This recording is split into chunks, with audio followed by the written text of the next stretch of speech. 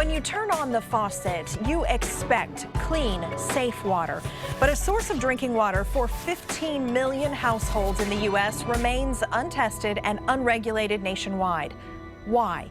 Because private wells are private property and it is the homeowner's responsibility to test for safety. Here in the Weather Center, we talk plenty about groundwater, and we know it can contain potentially deadly contaminants in Texas. Now, KXAN investigator Kevin Schwaller discovered the state is struggling to educate well owners about the need for testing. Water's pumped up out of here. Michael O'Shields works to protect this water.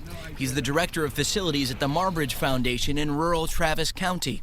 The mission here, help people with special needs work toward independence. O'Shields' part is making sure these pipes give the campus clean drinking water. If we don't have clean groundwater, we'll have to have it shipped in, bought it would cause total havoc for us. State rules help protect the water here. Because hundreds of people drink this water, the state licenses O'Shields and mandates testing. In 2014, a letter had O'Shields and Marbridge keeping particularly close watch of its precious resource. State regulators warned tests at a well near this gas station across the street from Marbridge had gasoline contamination. KXAN obtained hundreds of such letters in more than 50 contamination cases since 2014, where the state alerted nearby well owners. Thanks to testing, O'Shields ensured the chemicals from across the street did not seep into the water supply here. But homeowners are largely on their own. It's a little bit scary. If you own a private well, you really ought to do some testing. Gas leaks and chemical spills are hardly the only threats. The state tracks naturally occurring contamination. This map shows traces of arsenic in groundwater, with the red and black dots at concentrations above safe drinking water standards.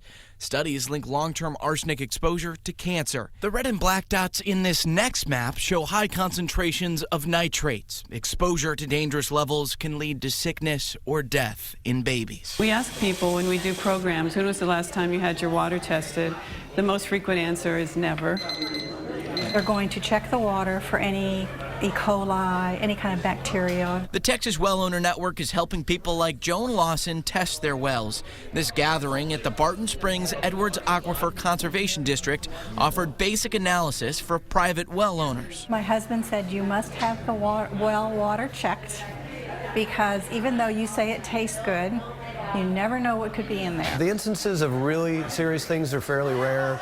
On occasion, somebody might think they see a sheen in their water, like an oil sheen. There might be some sort of petroleum contamination. To help well owners, the state is focusing on education through programs like this. The state is also working to combat man-made issues such as gas leaks.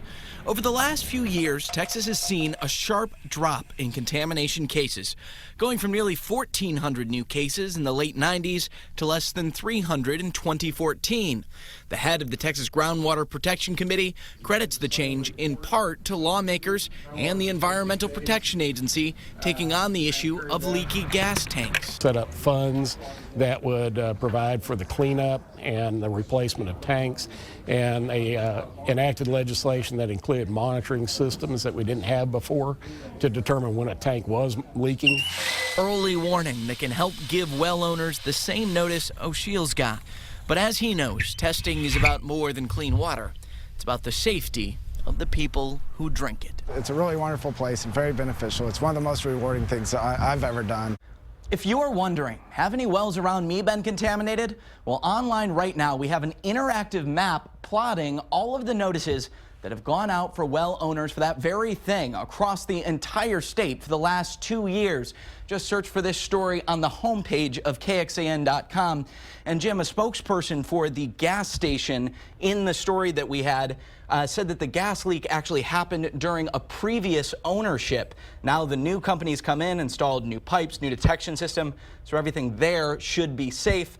Of course, knowing about contaminants is one thing, half the battle. The other half is actually going out and getting the testing. Which is why we've also provided contact information for testing centers like the one in your story, Kevin. Often the tests are free. Some can run around $20. That's all on KXAN.com. Thanks, Kevin.